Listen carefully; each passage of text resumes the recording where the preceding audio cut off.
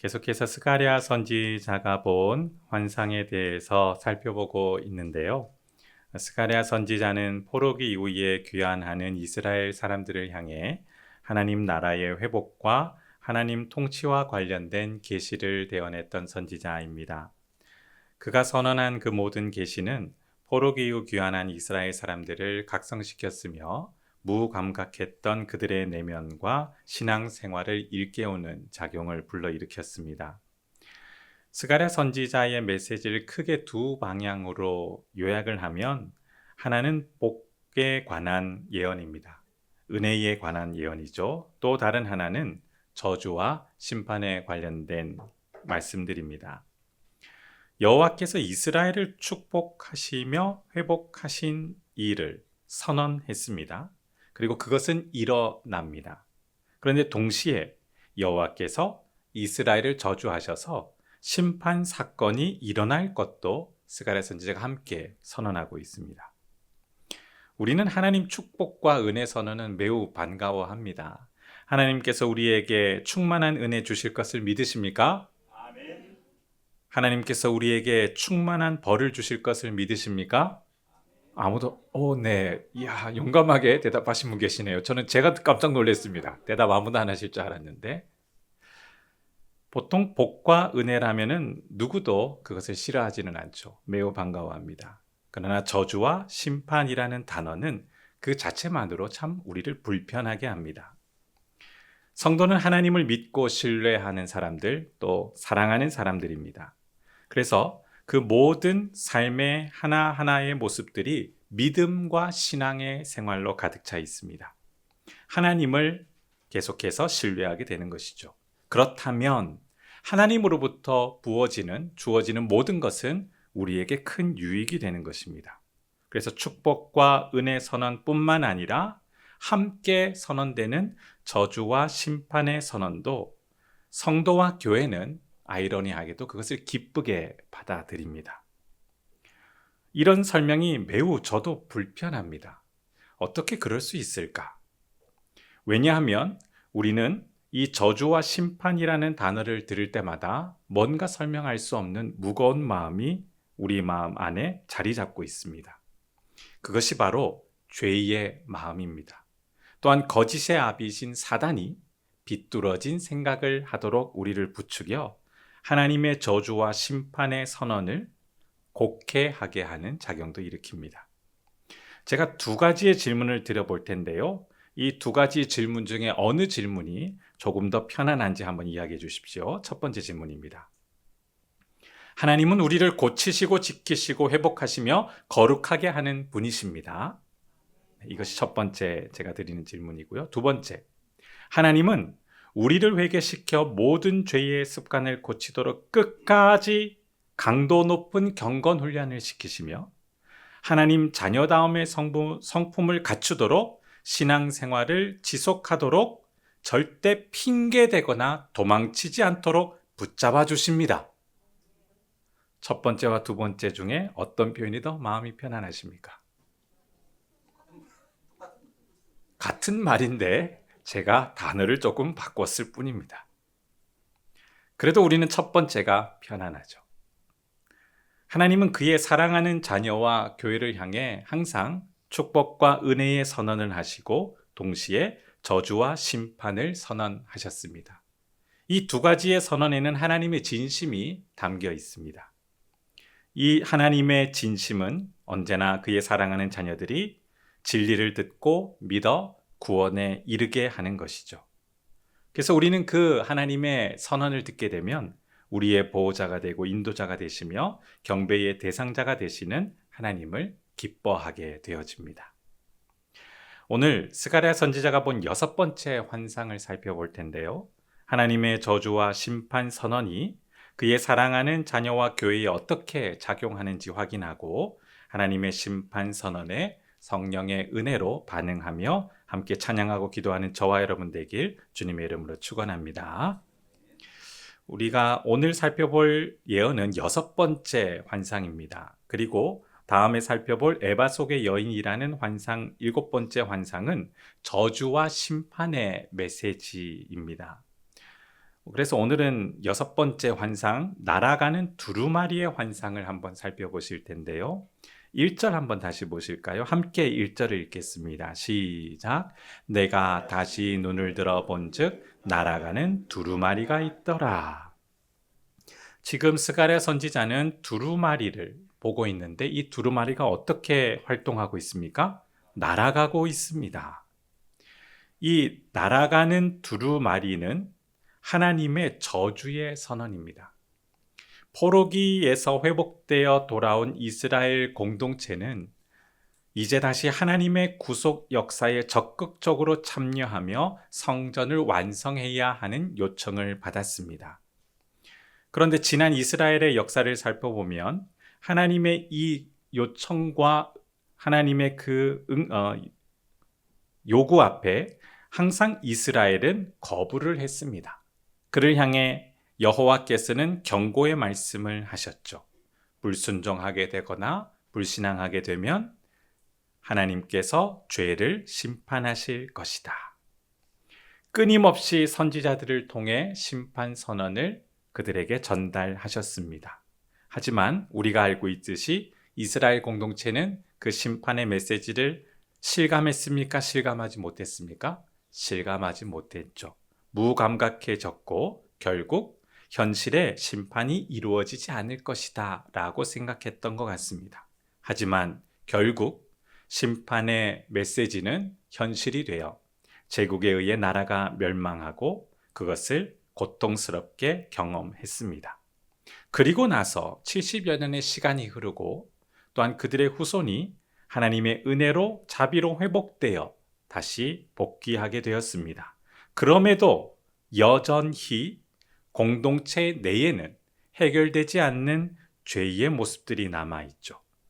하나님은 그 남아있는 모든 죄까지도 심판하시겠다라는 이 저주의 선언을 여섯 번째와 일곱 번째 환상을 통해 스가랴 선지자에게 보여주시고 이스라엘 사람들에게 알리게 하셨습니다. 우리가 방금 읽은 이 1절, 날아가는 두루마리를 목격한 이 스가랴 선지자는 2절을 보시면 천사와 이렇게 대화를 합니다. 2절 보실까요? 그가 내게 묻되 천사죠. 내가 무엇을 보느냐 하기로 스가랴 선지자가 뭐라고 대답했습니까? 날아가는 두루마리를 보나이다. 그런데 그 두루마리의 크기를 의도적으로 기록하였습니다.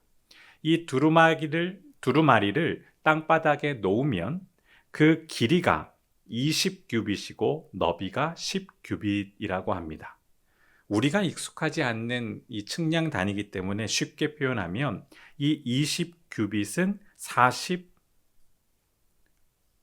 45cm 곱하기 20 몇 미터일까요? 9미터입니다. 9미터. 더 쉽게 표현드리면 일반 도로의 3차선, 3차선을 합친 길이가 바로 9미터 정도 된다라고 합니다. 그러면 세웠을 때의 높이는 어느 정도냐? 10규빗이면 4.5m가 되죠. 요즘은 육교를 잘 볼 수가 없는데요. 육교의 높이가 한 4.5m, 5m 정도 된다라고 합니다. 꽤 큰 크기의 두루마리입니다. 이 두루마리는 모든 사람이 그 기록된 내용을 볼 수 있도록 매우 큽니다. 날아다니고 있습니다. 누구도 그것을 피할 수 없습니다. 그리고 계속해서 그 두루마리에 기록된 내용이 3절에 나오는데요. 3절 함께 읽겠습니다. 시작. 그가 내게 이르되 이는 온 땅 위에 내리는 저주라. 도둑질하는 자는 그 이쪽 글대로 끊어지고 맹세하는 자는 그 저쪽 글대로 끊어지리라 하니, 두루마리 양쪽으로 저주의 메시지가 기록되었습니다. 온 땅 위에 내리는 저주인데 한쪽은 도둑질하는 자가 끊어지고 또 다른 한쪽은 맹세하는 자가 끊어질 것이다 라는 하나님의 심판의 메시지라는 것이죠. 도둑질하는 것은 나쁜 것이라는 것을 알겠는데 어떻게 맹세하는 것도 나쁜 것인가? 맹세는 여호와의 이름을 망령되이 여기는 범죄 행동이었습니다. 스가랴 선지자가 본 이 여호와의 저주는 여호와의 언약을 어긴 모든 사람을 향한 심판의 메시지였죠. 신명기 29장에 그 내용이 있는데요. 화면을 한번 보여주실까요? 신명기 29장 20, 21절 말씀입니다. 함께 읽겠습니다. 시작. 여호와는 이런 자를 사하지 않으실 뿐 아니라 그 위에 여호와의 분노와 질투의 불을 부으시며 또 이 책에 기록된 모든 저주를 그에게 더하실 것이라. 여호와께서 그의 이름을 천하에서 지워버리시되 21절 네, 제가 읽어드리겠습니다. 여호와께서 곧 이스라엘 모든 지파 중에서 그를 구별하시고 이 율법책에 기록된 모든 언약의 저주대로 그에게 화를 더하시리라라고 여호와의 언약을 어긴 사람들에게 심판이 임할 것을 선언하는 내용이 바로 이 두루마리의 내용입니다. 두 가지의 10계명의 대표적인 계명을 어긴 것을 고발하고 있는데요. 도둑질과 거짓 맹세이죠. 이 두 계명을 기독교 윤리적으로 해석하는 많은 다양한 견해들이 있지만 오늘 스가랴 선지자는 이 두 계명은 하나님을 향한 큰 범죄라고 고발하고 있습니다. 하나님의 것을 훔치는 죄, 그리고 하나님을 향해 거짓말하는 죄를 이 두루마리가 고발하고 있다라고 이야기하고 있습니다. 이런 행동, 하나님의 것을 훔치는 것, 하나님을 향해 거짓말하는 것, 이것은 가장 대표적인 존재가 있는데요. 바로 사단입니다. 하나님을 대적하는 존재죠. 한 번 더 화면을 보실까요? 요한복음 8장 44절입니다. 함께 읽겠습니다. 시작. 너희는 너희 아비 마귀에게서 났으니 너희 아비의 욕심대로 너희도 행하고자 하느니라. 그는 처음부터 살인한 자요 진리가 그 속에 없으므로 진리에 서지 못하고 거짓말을 말할 때 제 것으로 말하나니 이는 그가 거짓말쟁이요 거짓의 아비가 되었습니다. 아멘. 계속 말씀을 조금 더 보여주실까요? 아까 말씀인데요. 여기서 사단 마귀가 우리의 아비라고 표현되고 있는데 이것은 문자대로 해석하시면 안 됩니다. 마귀가 우리를 창조하지 않았습니다. 마귀는 우리를 만들 수가 없습니다. 이것은 악한 존재인 마귀가 우리에게도 동일하게 악하게 그것을 영향을 미칠 뿐만 아니라 모든 악인들과 죄인들이 마귀와 함께 하나님을 대적하고 있다라는 연관성을 표현한 표현입니다. 여기 보시면 그 마귀에 대해서 욕심이 많고 또 처음부터 살인하고 무엇이 없는 존재입니까? 진리가 없습니다. 예수 그리스도의 진리의 은혜가 없고 참된 생명인 진리가 없습니다. 그래서 거짓을 말하며 자기 안에 있는 모든 것을 드러냅니다. 그래서 거짓말쟁이요. 또 다른 명칭이 무엇입니까? 거짓의 아비, 거짓의 대표자라는 것이죠. 하나님의 피조물이지만 하나님을 대적하는 존재가 되었습니다. 그것이 사단입니다. 또한 우리도 하나님 앞에 하나님을 부정하고 하나님의 것을 내 거라고 훔치며 하나님을 향해 거짓말하는 죄를 저지르고 있습니다. 그것이 하나님 앞에 저주받아 마땅한 상태라는 것이죠. 그래서 3절 다시 보실까요? 3절. 그가 내게 이르되 이는 온 땅 위에 내리는 저주다라고 얘기했습니다. 여호와의 저주가 누구를 향하고 있습니까? 온 땅 위에. 온 땅이라는 것은 모든 우주 만물이 아니라 이스라엘 사람들, 포로기에서 회복되어 예루살렘으로 돌아온 그들이 하나님의 저주의 대상이다라고 스가랴 선지자가 환상 가운데 그 진실을 보고 있습니다. 이를 향해 여호와께서는 3절 중간에 보십시오. 어떤 행동을 할 것이라고 맹세하고 계십니까? 끊어지리라. 끊어지리라. 왜 하나님께서 구원하신 그들을 다시 끊어버리시겠다라고 이야기하실까요? 정말 저는 이 본문을 보며 고민을 했습니다. 구원하셔서 회복하셨는데 왜 갑자기 끊어버리시겠다라고 얘기하시는가? 더 무서운 말씀이 4절에 나와 있습니다. 4절 한번 읽겠습니다. 시작. 만군의 여호와께서 이르시되 내가 이것을 보냈나니 도둑의 집에도 들어가며 내 이름을 가리켜 망령되이 맹생하는 자의 집에도 들어가서 그의 집에 머무르며 그 집을 나무와 돌과 아울러 사르리라 하셨느니라 하니라.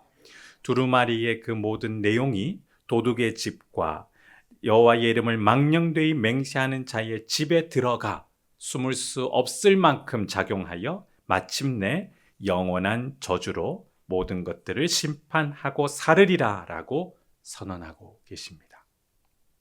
유예가 없습니다. 명확하게 집행되어집니다. 더 답답했습니다. 아니 왜 구원하시고 회복하셨는데 왜 갑자기 저주의 메시지를 말씀하시는 걸까? 뭘 그렇게 잘못했을까? 여호와의 저주 선언은 엄중하고 명확했습니다. 그런데 하나님을 경외하지 않는 사람들에게 이 엄중한 저주의 심판의 메시지는 누구도 피할 수 없고 유예 기간이 끝나면 적용되는 확실한 영원한 심판입니다. 동시에 이 하나님의 엄중한 확실한 심판은 하나님을 경외하게 된 사람들에게는 어떻게 작용하는지 아십니까?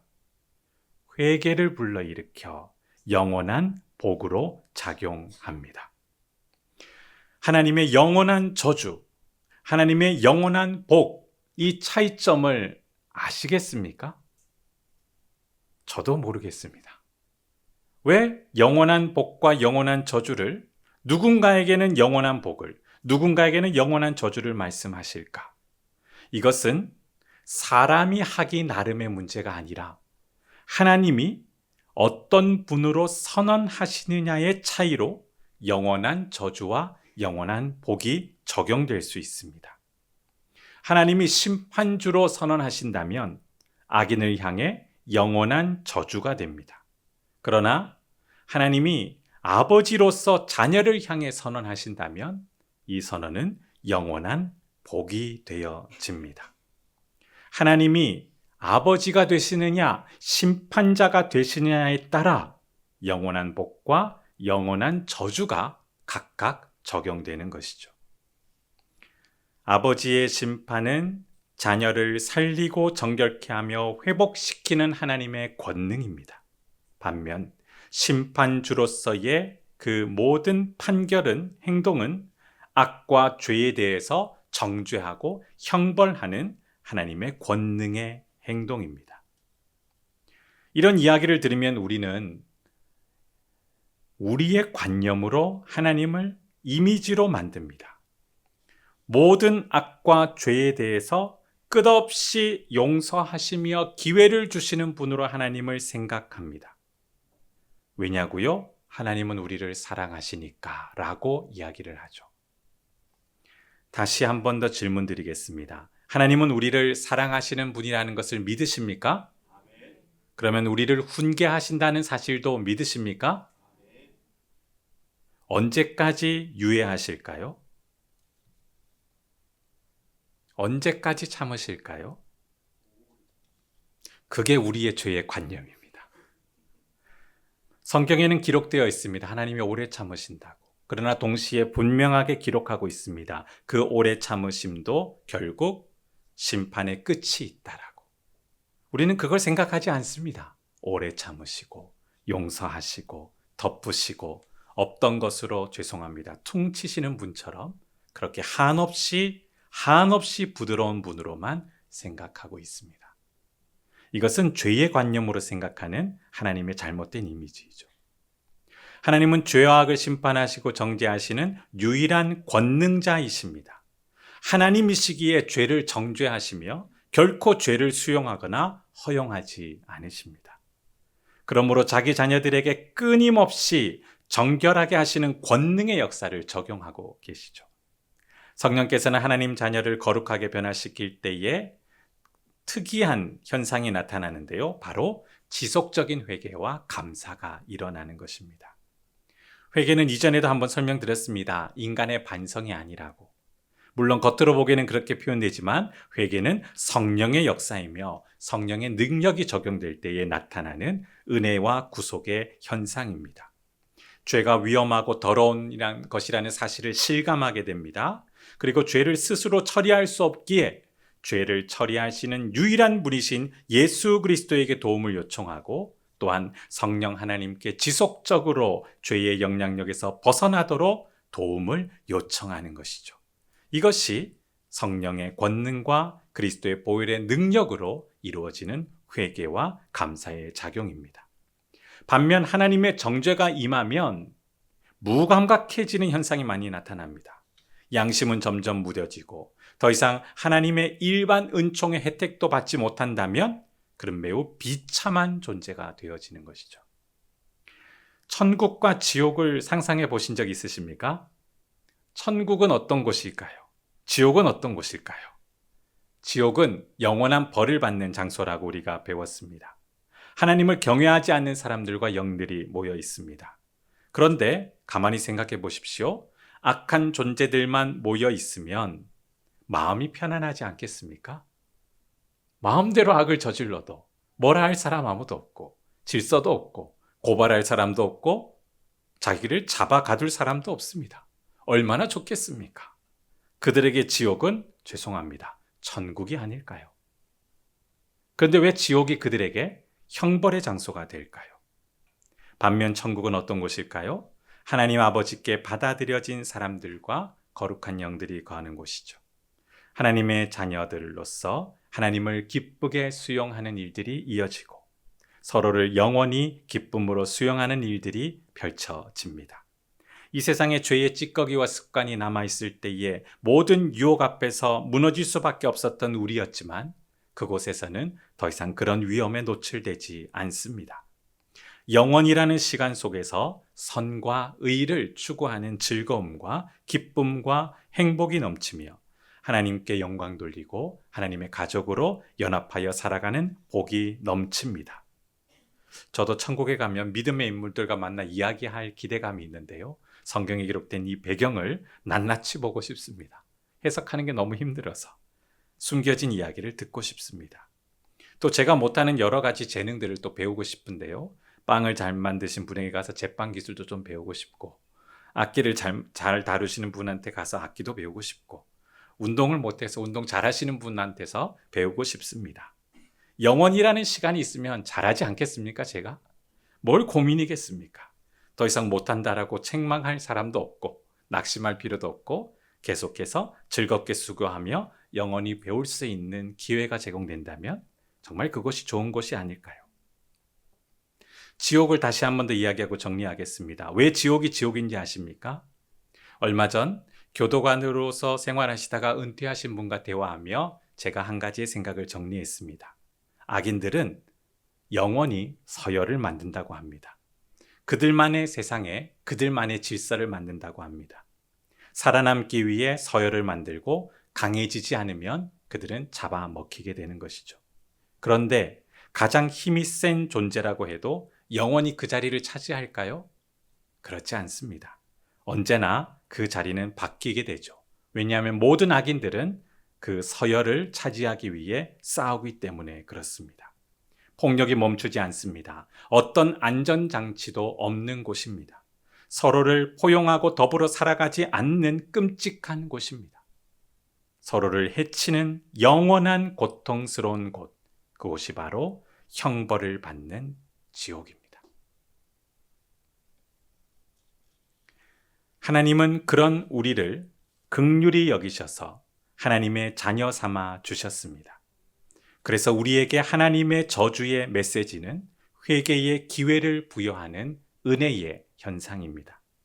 이제 말씀을 정리할 텐데요. 1절 다시 보실까요? 1절 함께 읽겠습니다. 시작. 내가 다시 눈을 들어 본즉 날아가는 두루마리가 있더라. 스가랴 선지자가 날아가는 두루마리를 보았습니다. 어떻게 보았습니까? 자기의 눈을 들어 보았습니다. 그러나 그 앞에 어떤 단어가 있습니까? 다시 눈을 들어 보았다. 이 다시라는 아슈브라는 단어는 계속해서 무엇이 진행되는 현상을 표현하는 단어입니다. 지금 6번째 환상을 보고 있습니다. 지속적으로 하나님의 그 계시를 보고 있습니다. 이것이 은혜입니다. 사람은 죄 짓는 것을 멈출 수 없어서 지속적으로 악을 행합니다. 그러나 성령의 역사는 지속적으로 거룩해지도록 역사하여 죄를 멈추고 의와 선을 추구하게 합니다. 말씀을 듣고 깨닫게 하며 회개하며 은혜로 살아가며 거룩하게 하는 역사가 성령의 역사입니다. 여호와의 이 저주의 선언 어떻게 들리십니까? 피하고 싶은 영원한 형벌입니까? 아니면 우리를 거룩하고 또한 하나님의 자녀답게 변화시키시는 아버지의 훈계의 말씀과 결심입니까? 죄의 아비 거짓의 아비인 사단은 언제나 하나님의 것을 훔쳤습니다. 그리고 우리가 하나님 자녀됨의 기쁨과 행복을 경외하는 그 은혜를 누리지 못하도록 앗아간 존재입니다. 마지막 요한복음 10장 28, 29절 화면을 통해 보실까요? 함께 읽도록 하겠습니다. 시작. 내가 그들에게 영생을 주노니 영원히 멸망하지 아니할 것이요 또 그들을 내 손에서 빼앗을 자가 없느니라. 그들을 주신 내 아버지는 만물보다 크심에 아무도 아버지 손에서 빼앗을 수 없느니라. 아멘. 예수 그리스도께서는 하나님의 권능으로 심판하시며 빼앗긴 모든 것을 다시 찾아오시겠다라고 약속해 주셨습니다. 이 은혜가 우리에게 임할 줄 믿습니다.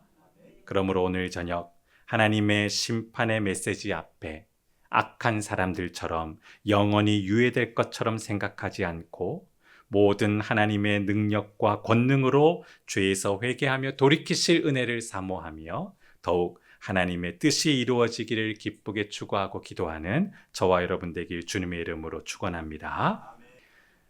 주의 몸된 교회를 사랑하여 주시니 감사합니다. 우리가 하나님의 것이 됐음에 감사드립니다. 주님의 권능으로 우리를 찾아주셔서 감사합니다. 그러므로 우리의 평생에 하나님을 섬긴 것이 가장 잘한 일임을 깨달아 알게 하여 주옵시고 예수 그리스도만을 쫓아 살아가게 하여 주시옵소서. 또한 모든 죄의 습관들을 고쳐주셔서 하나님 아버지를 닮아 거룩함이 넘치는 주의 자녀 되게 하옵소서. 또한 우리의 믿음의 자녀들 신앙의 유산을 이어받기를 즐거워하게 하시며 하나님 경외하는 자손들이 되게 하여 주옵시며 다른 것은 다 포기하여도 하나님 경외하는 것만큼은 복음을 위하여 살아가는 인생만큼은 결코 타협하지 않도록 은혜 베풀어 주시옵소서. 그리하여 우리 공동체가 주님 앞에 모두가 함께 섰을 때에 거룩함으로 칭찬받는 주님의 자랑스러운 믿음의 공동체 되게 하옵소서. 감사드리며 예수님 이름으로 기도드립니다. 아멘.